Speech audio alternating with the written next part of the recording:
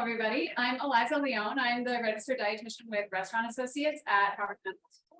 We do the food service here on the HMS campus. Thank you all for being here at our virtual teaching kitchen. Tonight we're going to be making a really fun recipe. This is poke bowls. You'll be able to see, looking down on everything we're preparing today, which is going to be helpful because we're doing lots of knife skills in this class. We're cutting lots of different things in lots of different ways. So let's see. For those of you that are cooking along with us, if you have not yet steamed your edamame, that's the only thing that will need to be done in advance because we don't have quite enough time in class for that. However, if you are not using the edamame, then everything else is going to be cooked in class, including the rice. Our goal tonight to go over this poke bowl is to show you, like I said, lots of different skills with the knife, lots of different ways to cut things, and maybe even introduce you to some ingredients that you haven't learned about before. And I'll be talking a bit about, what is a poke bowl, how did it originate, that kind of fun stuff while we're going through the class. So a few safety things up front. We're using sushi-grade tuna tonight. So this is raw tuna, and sushi-grade just means it's the highest quality fish possible. So it's completely safe to be eaten raw. However, if you weren't able to find sushi grade tuna, or if you want to use, cooked fish instead, or tofu, or omit the tuna altogether, this is still a really delicious dish. Let's see. Also, if you have a nice, really sharp knife, that's going to make it easier for you when you're cutting your tuna. I'll explain that as we go. And a sharp knife is safer than a dull knife because a sharp knife gets a nice good grip on what you're cutting. And the final thing is to make sure you wash all your produce beforehand.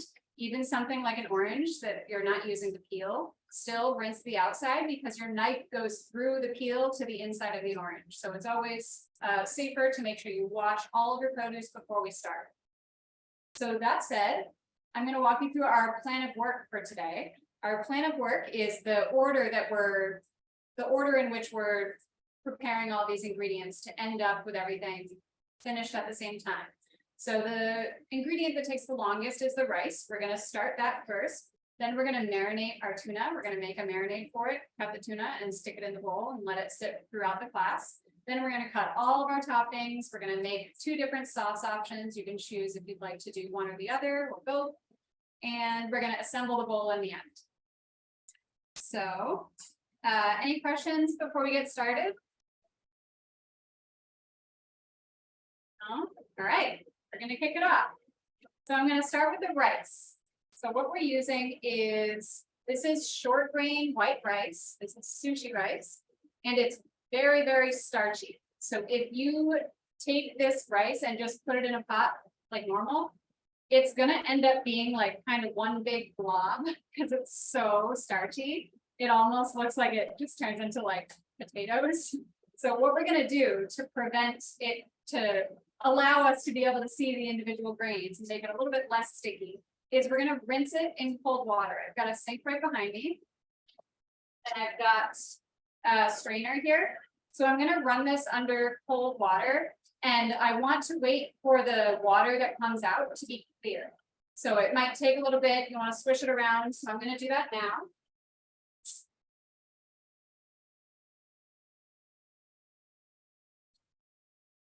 So because this is white rice, it's very high in starch and low in fiber and low in protein and healthy fats, like other whole grains have.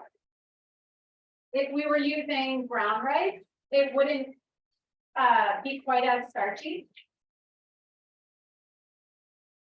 However, normally we would use brown rice and some kind of a whole grain, but because I'm trying to keep this recipe a bit more traditional tonight. So we're sticking with the usual rice that you would find in a poke bowl, which is white rice.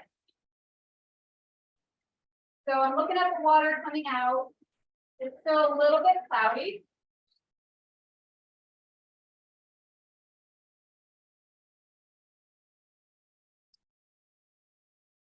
The more you rinse it, the less sticky it will be.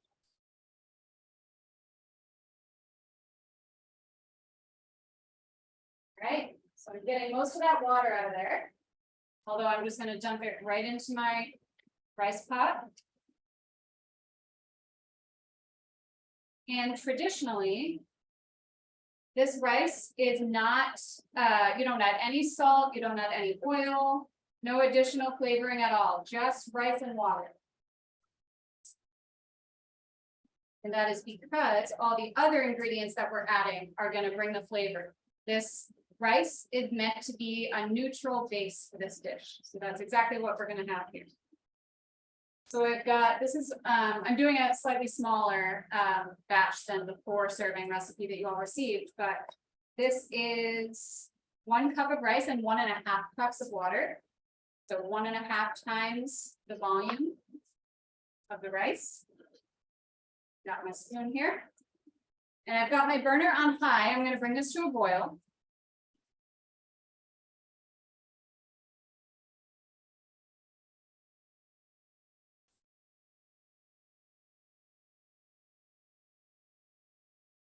So, like I said, the rinsing helps to remove extra starch, but we still do have, all grains have some amount of protein and fiber and micronutrients, like I mentioned already, but white rice has been processed a bit more than, say, brown short grain rice.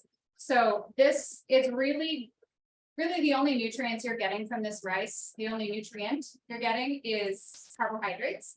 You're not really getting any added protein or healthy fats or anything like that. However, we have lots of other great ingredients that we're adding tonight that are going to be providing those nutrients into the dish.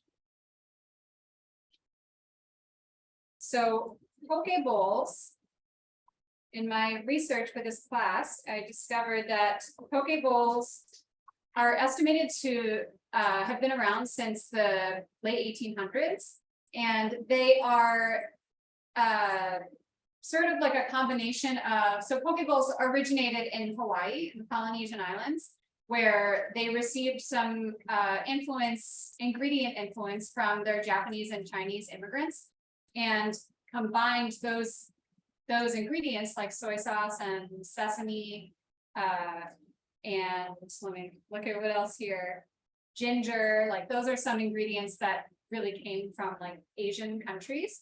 And when they traveled around to Hawaii, Hawaiians were already making essentially cured tuna and rice dishes. Cured, when I say that, is that the way they were treating their tuna, which they still did use tuna for a couple of reasons that I'll explain, but the way they were treating the tuna rather than marinating it was just kind of coating it in salt. That's kind of how things used to be preserved before refrigeration was a thing.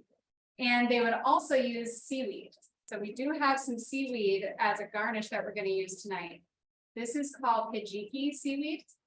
You probably can't hear the sound, but it's crunchy when you squish it with your fingers. And we are going to be hydrating this. We're going to be adding a little bit of hot water to plump it back up. And it's really cool. As soon as you add the hot water in this, you smell the ocean. You feel like you're at the beach. So traditional bowls that were made with raw fish in the Hawaiian Islands, like I said, used raw tuna because that was the fish that was most abundant. Also, tuna is considered one of the cleanest fish. So that's a good thing for our raw purposes. And yeah, they would mix it with seaweed and add a bunch of salt to it.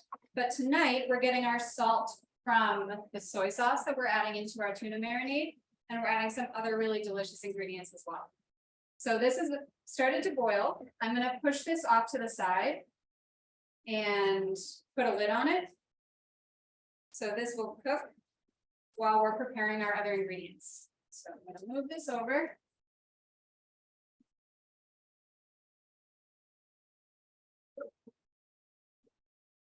My lid is a giant bowl. And okay, now we're going to start making our marinade for our tuna. So I'm going to grab another bowl here.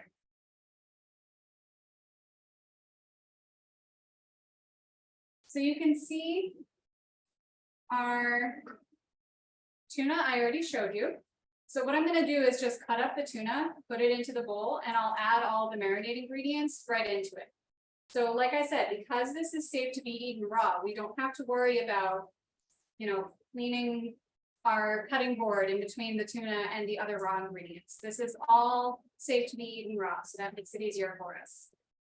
So this tuna, you can see all the layers of muscle in there, which is really cool. And the color doesn't really come through, it doesn't show you how bright it is through this, but it's like a really bright color, like you would think of when you think of salmon. And I'm gonna cut this into cubes. So depending on how thick your piece of tuna is, you might want to cut it this way also. But what I'm gonna do is 1, 2, 3, 1, 2, to get pieces of tuna that are about an inch cubed. And with a nice sharp knife, you don't want to be going back and forth to saw through the tuna. What you want to do is just like one smooth glide for each cut. That helps to keep it, keep all of the layers of muscle together. So once you reach the bottom, if you have to go back through again, that's okay. I'm gonna do that again. So you push down while pushing across.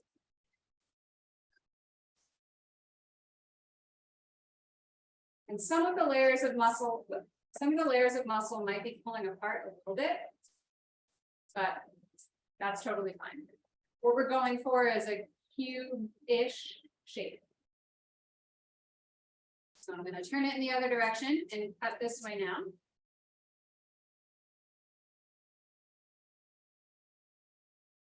Okay. I cut a little bit more than I said I would. More cubes, because this is a bigger piece than I thought. Slide and push. And now we've got these nice little cubes of tuna. So we always say in these classes that you can cut things however you like to cut them. The way you cut things really affects your enjoyment of your meal. I don't usually like big chunks of vegetables, so I like to cut my veggies nice and small. Just gonna wipe my hands off. And now we're gonna prepare the other ingredients that are going into the frying pan. So one of them is these scallions here. So we've got our root end, it goes white to green. The white tastes different than the green does. The white is more of an intense aromatic flavor. But we can use all of those, all parts of the scallion. So I'm just gonna slice this nice and thin. And I'm putting the tip of my knife down and rocking it down. So tip of the knife down and rocking the knife to cut through to make some nice little slices here. And we're going to cut all the way up to the top of the scallion until sometimes the ends of the greens are a little bit like dried and brown. So we don't have to use any parts that don't look as nice. So we're going to reserve some of this for garnish in the end. And the rest of it, rolling away from me, the rest of it's going to go right into this marinade. So I'm going to save a little bit over here, side. And I'm going to throw the rest right into the bowl. And our next ingredient for the marinade is ginger. So you could have also gotten ginger paste, but I've got some ginger root here. And there's a trick to peel ginger. You can use just a regular old spoon. And you're gonna rub, you have to push down decently hard and push that skin right off. We don't need this whole thing of ginger. We only really need like a 1-inch piece because we're gonna mince that up and put it in our marinade. If you have ginger paste instead, Ginger paste is a 1-to-1 substitution, so you can do, you know, if we're doing roughly a teaspoon of ginger fresh, you can also do a teaspoon of ginger paste. So I've got a little bit more skin on there I need to get off. And if you have not had fresh ginger before, I encourage you to try it. It's a really powerful flavor and so like something that you taste in so many dishes that you may not even be able to identify. But it's such an awesome, like it smells so good. It's such a fun ingredient to cook with. So now the rest of this root you can save for later. Put it in a Tupperware in your fridge and save for later. Just gonna cut off a little bit of skin that was left. The skin is really like, it's just kind of like thin and papery. So we don't really want, it's kind of like, you know, onion skin or garlic skin, like that papery outside. So we don't need that in our dish. So now I'm going to mince this. I'm going to lay it in whatever's the flattest area. And I'm going to first put the tip of my knife down and slice. Now I have a bigger flat surface, so I'm going to put it on that so I can stabilize the garlic for the ginger. All right, so I've got some slices. And then I'm just gonna put the tip of my knife down and just rock it back and forth with this bowl so I have some room. Depending on how big the item is that you're trying to mince, it, you know, will take more time or more slicing or dicing before you get to this rocking point. But this ginger is going to be put into the marinade and then some of it is going to stick to the tuna. So make sure you cut it small enough that you'd be okay with eating it that size, whatever that means for you. Ginger and scallions are both considered aromatic ingredients, which means if you tried to eat scallions or ginger when you have a cold and a stuffy nose, you wouldn't really be able to taste them very well. So much of the experience of tasting these ingredients is having the, shaking my camera, is having the, like the scent of the ingredients, like swirling around in your sinuses after you eat them. So that's an important part of the tasting experience. All right, so this is nice and small. I'm gonna gather it up and stick it right into the marinade bowl. So now the marinade is looking like this. I only have giant mixing bowls in this kitchen. Definitely don't need to use a giant mixing bowl for this. All right, so the other ingredients in the marinade, we've only got 3 more. I've got some salt and some red chili flakes. The red pepper flakes make it a little spicy. So it's up to you if you like spice or not. And we're also using soy sauce. We're only doing, let's see, I wrote it down. Where's my soy sauce? Only 1.5 tablespoons of soy sauce for this amount of tuna that I'm doing. So it doesn't have to be like swimming in liquid. I'm going to use the ginger spoon and just toss it around. I want all sides of the tuna to be coated in soy sauce. And in the ginger and the scallions and everything.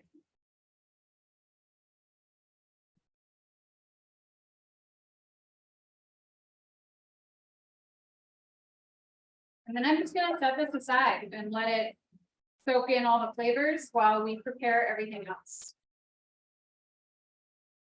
How's everybody doing at home? Rachel, I know you're cooking. I don't know if anybody else is cooking along.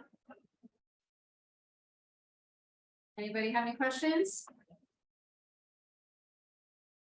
Okay. So I'm putting it over to the side. I'm going to check on my rice before I move on. This rice cooks pretty fast. It soaks up the liquid fairly quickly. It's basically almost done, believe it or not. Yeah, there's only like a teeny bit of liquid in the, oh, I'm steaming up the camera. Only a little bit of liquid left.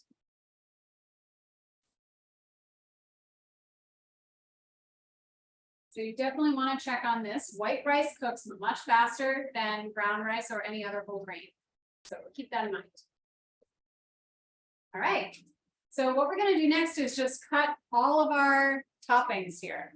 Got a lot of stuff to cut. We've got mango, we've got avocado. I'm going to start with the cucumber. So I only have a half a cucumber here, but we're going to cut this into half moons, what they're called. So we're cutting lengthwise, and then we're going to slice. So I'm holding it in between my fingers to stabilize it. And I'm slicing lengthwise.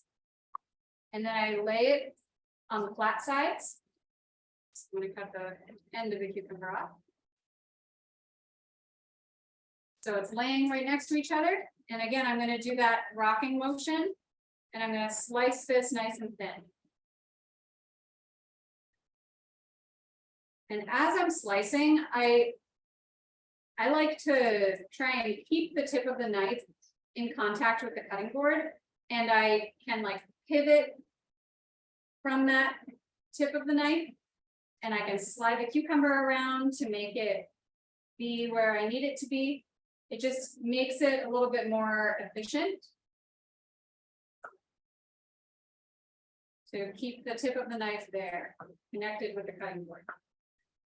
All right, we've got lots of beautiful cucumber slices here. Let's see. I'm gonna push those over to the side of my cutting board. The next thing we're gonna cut is this carrot. So I want to do it in planks. So basically I'm gonna go like across this way, planks, and then I'm gonna lay them down and cut it into matchsticks. So I'm making little skinny pieces of carrot. That's the goal. So if you're cooking along, I encourage you to also try. I just cut a big flat edge. So now I'm gonna lay it on the flat edge so it doesn't roll around. It makes it way, way easier and safer.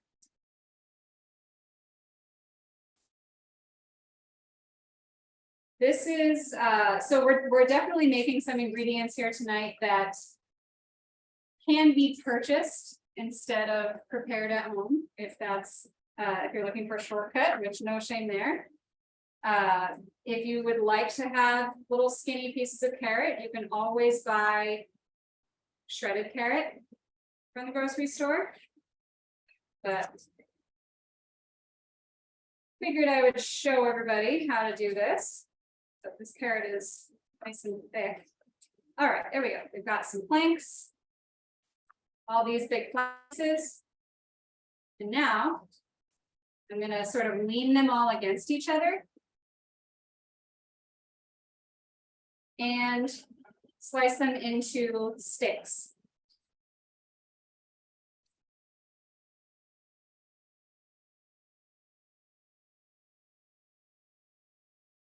So this is also the julienne technique. I'm definitely not as fast as our chefs are. I've seen those of you that know our executive chef, Raul. Watching him cut vegetables is like soothing. He is so quick, so efficient. He's been doing this for decades. He taught me how to cut in all these different ways. All right. So these are a little bit long. I'm just going to cut them in half. And now we've got all these fun little carrot sticks. So now I'm putting those to the side. The next ingredient we're going to cut is a radish. Radishes are not one of the most common veggies out there. They come in different sizes, different shapes. This is like a purpley red on the outside, and watch when I cut it, it's bright white on the inside. Super pretty. So it brings some really nice color to this dish. We don't have a purpley red color yet, so I sliced off the end and I'm thinly slicing. So again, if you have not tried a radish before, I highly encourage you to try it because it's really like an unexpected flavor. Radishes are like a peppery flavor. The more you chew them, the more peppery flavor you get. They look so innocent, but just because it's white, it doesn't mean that it doesn't bring lots of flavor and nutrients to the dish. So we've got green, orange, purpley red, white. The next item we're going to cut. Anybody, how's everyone doing at home? Any questions so far? Okay, feel free to let me know if you have questions. I have a mango here. So mangoes have a wider side and a skinnier side. This is a pretty fat one, so it's a little bit difficult to tell. But the pit of a mango takes up like almost the entire inside. So you have to know where to cut it to get the meat out of it. So you're looking at the bottom stem and then the top point, and this is the skinny side of the mango. The pit is going to be running this way down the middle. So what we want to do is cut off this side and this side. So I'm going to stand it upright. And you have to kind of feel it out and see, oh, that was an easy cut. You can tell if you hit the pit, you can't go any further. The mango pits are really, really big and firm. Oh, wow. You're lucky I didn't hit the pit either time. And you can't even see it. Okay, so now there's still a giant pit inside here that you can't see.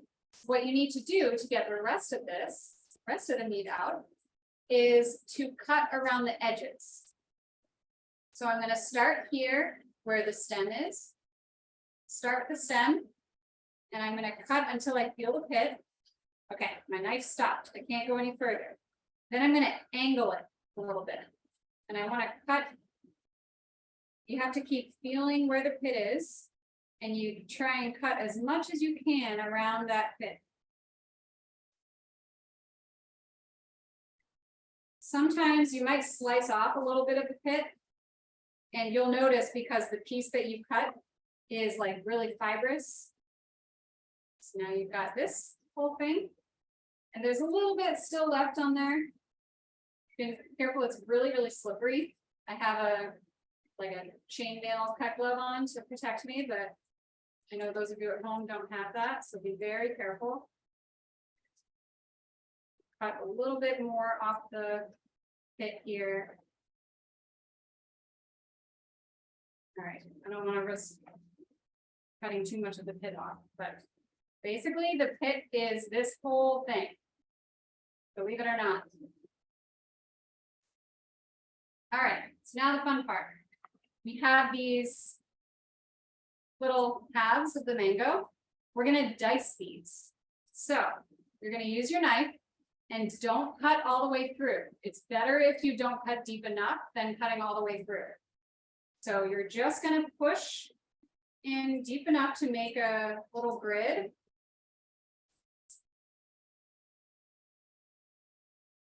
You may have done this before with avocados. This is a similar trick. All right, so we've got our grid, and we're going to pop it inside out. Look at all these cute little cubes. We just made this so much easier for ourselves. This mango is pretty fibrous. Depending on how ripe your mango is, the next step, you might just like stick your thumb underneath and pop the cube right off. Or you might want to use your knife to cut the cubes off.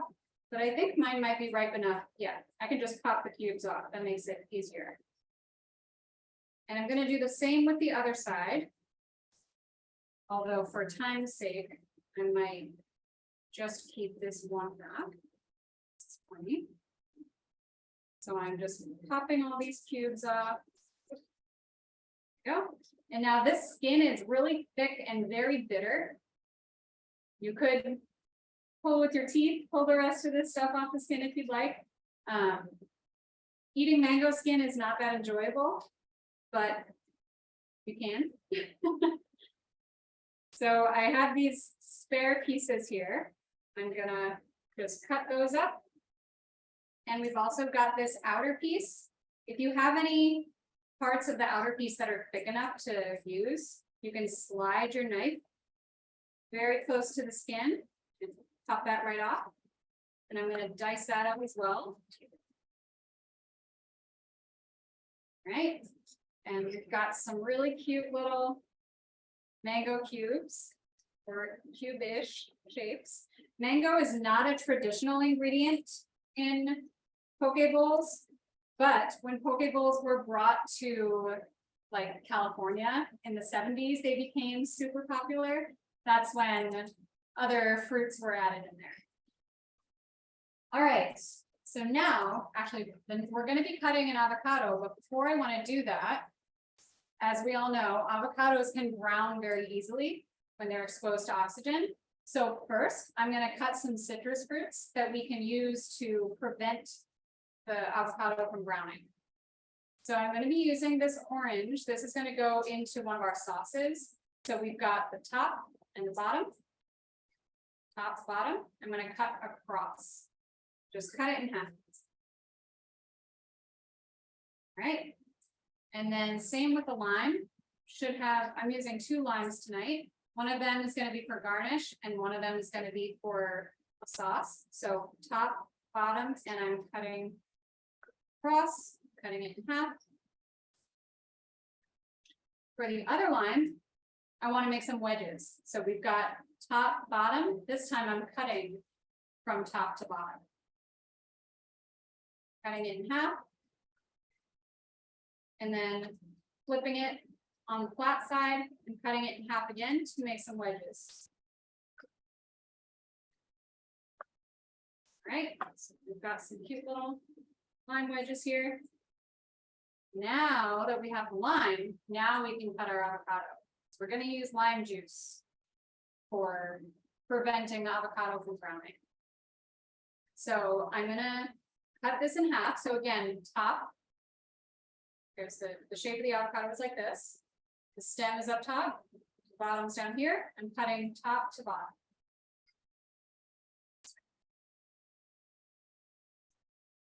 And again, avocados also have a really big pit. So you cut until you feel the pit and then you swirl it around your knife and you twist it and pull it apart.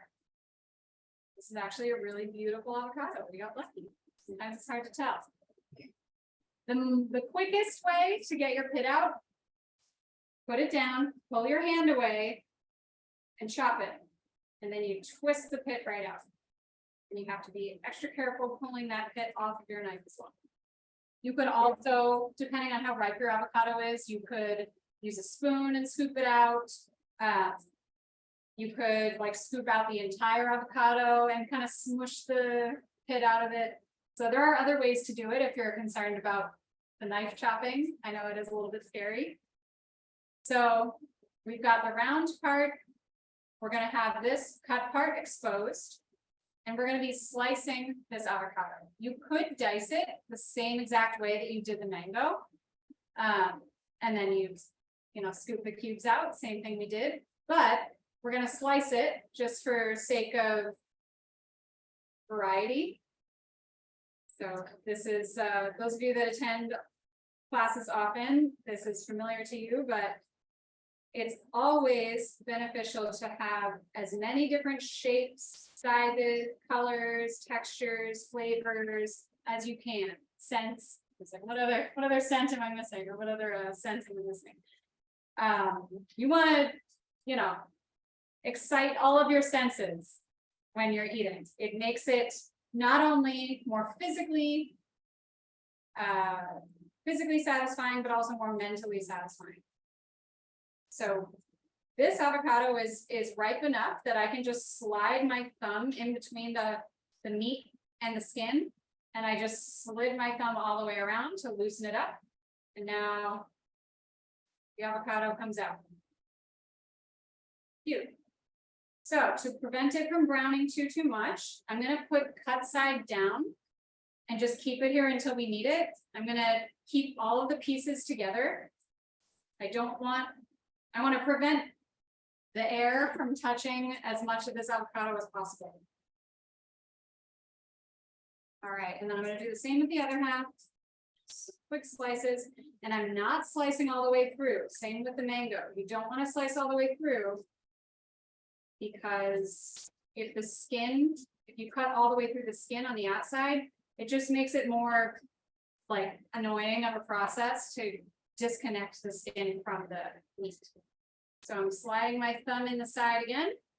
You could also do this if you have like a nice big serving spoon that's like almost the same size as your avocado. You could use your serving spoon. I have a fork at home that I always use when I make avocado toast because it's got a rounded edge on it. So I use that fork to scoop it out, and then I use it to mash onto my toast. So you gotta have the right tools. It makes it much easier. All right. So flipping that over. Lots to slice. I want to keep all the slices together if I can. Okay. Not super pretty on the outside, but that's right. So I'm keeping it all together, like I said. I'm gonna put it on the cutting board there. And I'm gonna use some of my lime wedges to just squeeze as much lime juice over this as I can.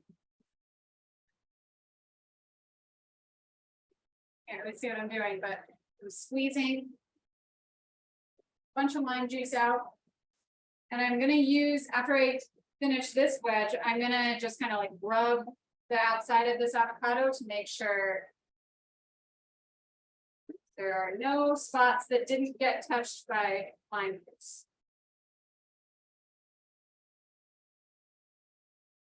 Okay. Now I've got avocado hands. I'm gonna change my gloves real quick. All right.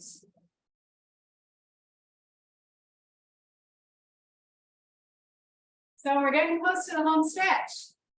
How's everybody doing? Rachel, doing okay? Yeah, good. Okay, awesome. So there's another ingredient that I mentioned at the beginning. Edamame is soybean. That's where soy milk comes from. Bring it here so you can see it while I put my gloves on. It's taking me a long time. This is where soy milk, tofu, tempeh, all of these different soy products, this is where they come from. Whew, that was hard work putting that glove on. Okay, so these are what edamame beans look like when they're inside the pod. This is how they grow on the tree. They grow hanging from a tree. So what you can do, we have steamed these already. You can buy them already outside of the pod and steam them. That's a shortcut. But I wanted to show you all what the pods look like. And once you've steamed it, all you have to do is just like push against it and the thing, little edamame bean pops right out. So it's kind of a fun ingredient retrieval. Popping all these little beans out. So I'm just squeezing them and they're popping right out of the pods.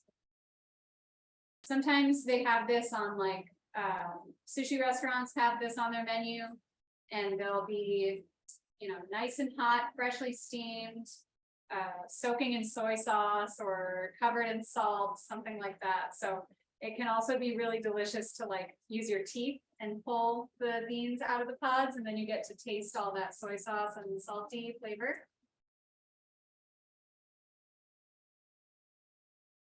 I remember being a kid and going to a restaurant with my siblings and my dad. And the first time we were introduced to this, we were like, this is so good. This is so fun. It's like a fun little activity. So I'm not going to do this whole bowl for the sake of time, but we've got some good little beans in there. They're really delicious. I'm going to set those aside. And let me check my list here. So before we make our sauces, I'm going to bring us back to the hijiki seaweed. And in order to hydrate this, all we have to do is turn on our faucet to the hottest hot it can get and put a little bit of water in here. So I'm going to do that right now. I'll let that run so it gets hot. But this is like a really delicious and more authentic topping for this dish. All right, so just a little bit of water. Only enough to submerge it. Here we go. So just enough to submerge it. And I'm gonna just let it sit for a few minutes. You don't want to let it sit for a super long time because then it can kind of just, all of its flavor leaches out into the water. So all we want to do is plump it up. We don't want to completely drown it. So I'm gonna set it aside. And like I said, I'm already like, it smells like the ocean. It smells like I'm at the beach. Yeah, it smells great. Okay, so I still have all of my toppings right here.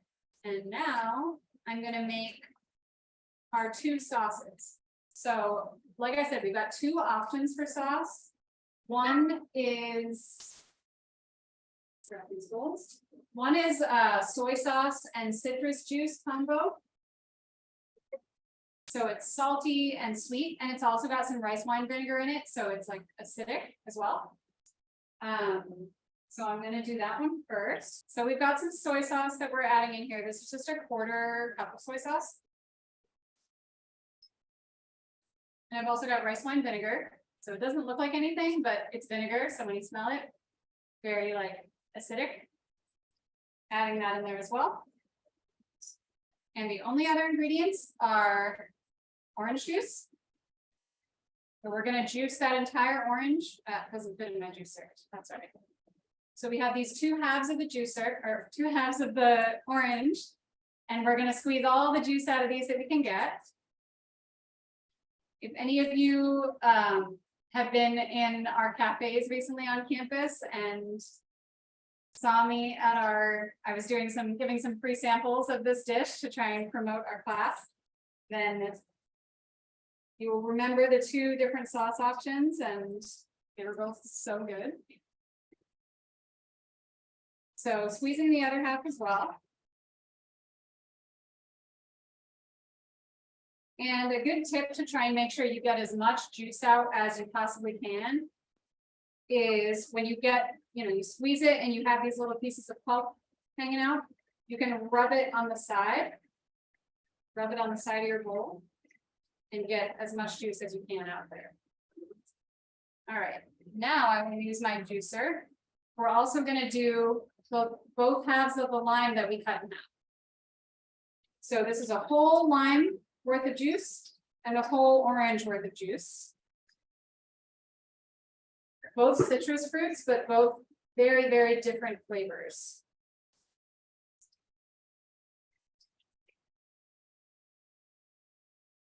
All right. And that's all there is to it with this. We've got some orange pulp in there, but just make it even more delicious. Instead of seed. So I'm just going to swirl it around, and I definitely encourage you to taste this if you're cooking along. Both of these sauces provide totally different flavors. So I'm going to taste this one. Like I said, salty, sweet, and acidic. Wow, so good. So good. Okay, so this one we're setting aside, and now we're going to make the second sauce if you'd like. You don't need 2 sauces in this dish, but like I said, they provide very different flavors, different textures. So, let's see. All right, we've got some mayo here. We're making a sriracha mayo. So this is just 3 tablespoons of regular old mayo. And we've got 2 teaspoons of sriracha hot sauce. So I'm scooping that into the mayo.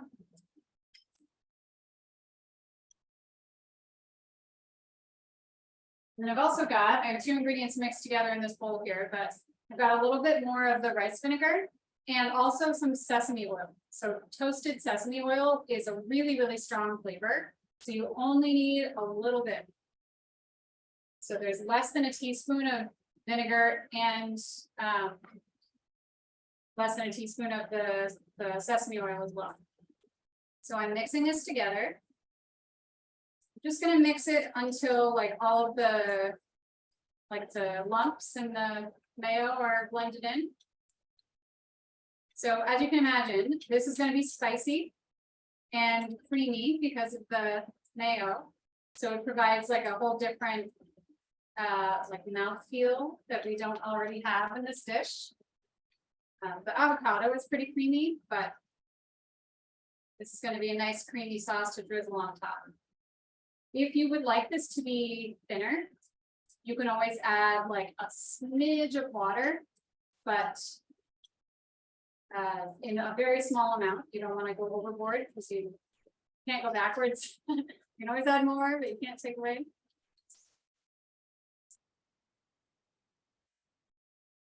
All right, so that's looking nice and smooth now.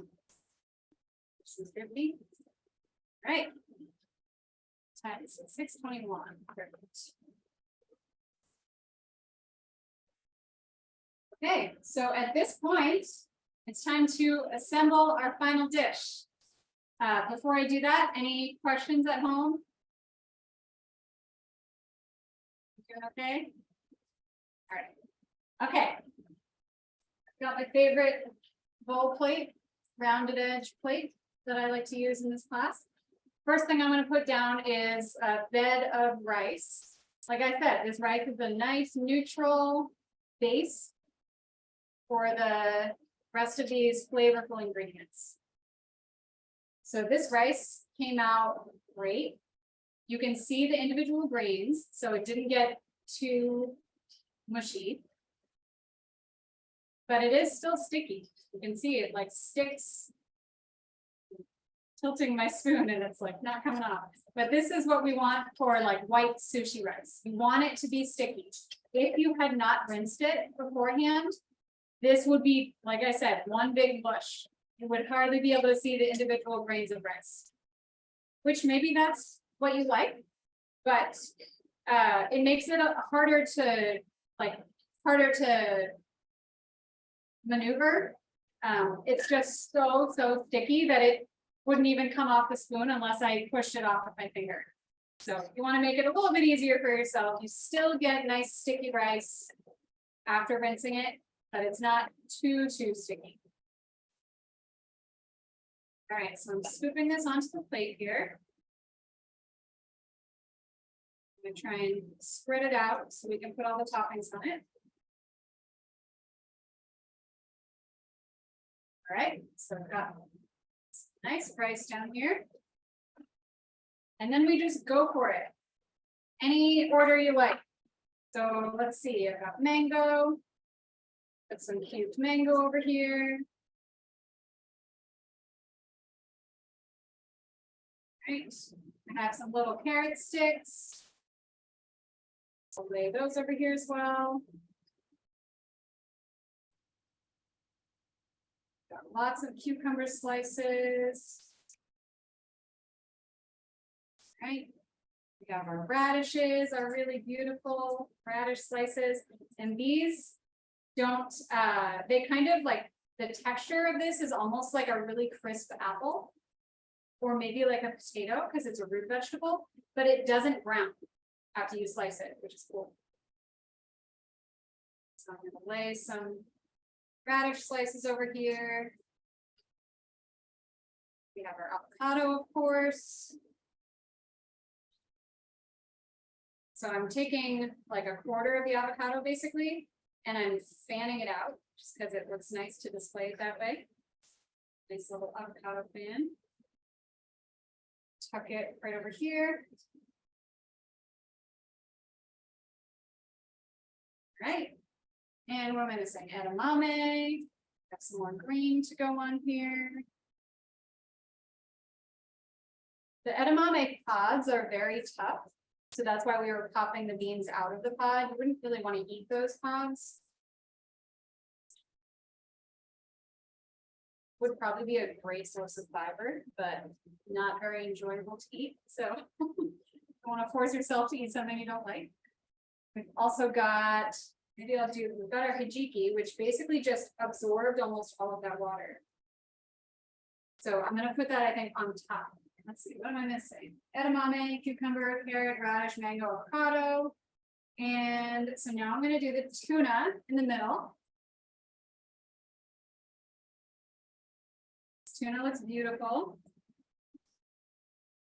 And I'm gonna scoop up some of the scallions and the ginger and stuff with it too, because it looks really nice.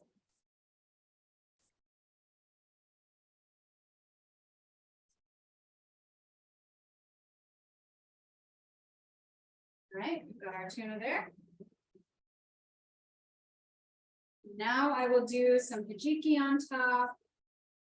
So this is what it looks like when it's all plumped up. It's just little pieces of seaweed. It's really cute. And adding this black on top of all these bright colors is like such a gorgeous garnish, such a gorgeous addition to this dish. I also have some sesame seeds. These are black sesame seeds. You could use white as well.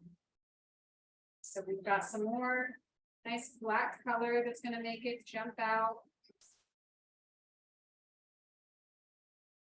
So pretty. And of course, we have our scallions that we saved in the beginning. Sprinkle a little bit more of that. And we have our sauces. Before I put those on, I just want to show you how beautiful this is. It's so pretty. So many different colors. I'm going to take off my sticky gloves now and put our sauces on top. All right, let's see, where did I put it? Here's the mayo, sriracha mayo. It's like a nice, like light orange, peachy color. I'm gonna drizzle some of that.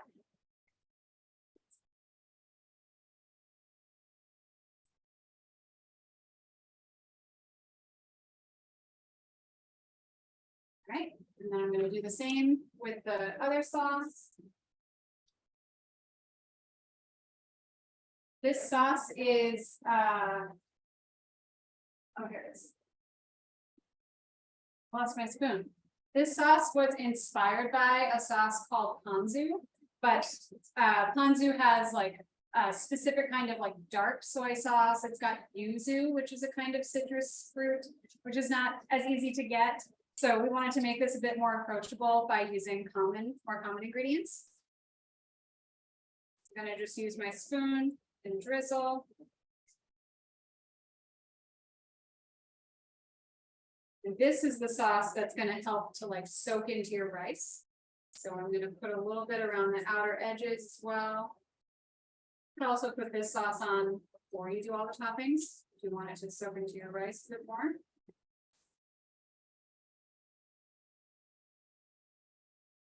And that is our beautiful poke bowl. Has so many layers, so many colors. Variety of colors means a variety of nutrients. So we've got lots and lots of different nutrients on here, lots of phytonutrients. We've got beta carotene, we've got chlorophyll, we've got, you know, all these different coloring pigments that create the micronutrients that we need. So eating the rainbow in a dish like this is super easy because it's delicious. So here we go. I'll put it right under there. We've got lots of colorful things scattered around. And we're just about 6:30. So Rachel, how are you doing at home? Oh, I think I can see it. Awesome, yay. Amina, do you mind on your screen, can you go to the gallery view? And then we can see Rachel's plate a little bit better. I think we have to do it over here too.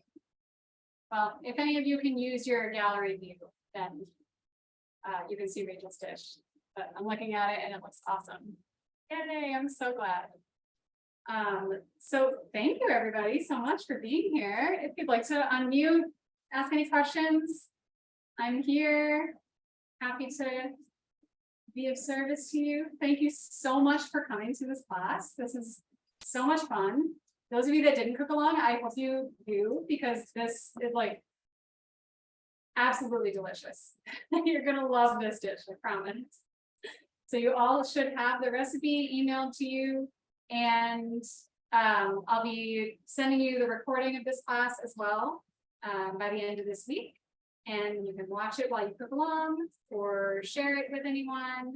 And all of you for being in this class are on our email list. And you'll hear about all of our in-person and virtual cooking classes going forward. So thank you very much, everyone. I know we're at 6:30 now. It's been really great having everybody here. Thank you so much. Thank you, guys. Thank you. Good Thank night, you. everyone. Bye. Have a great night.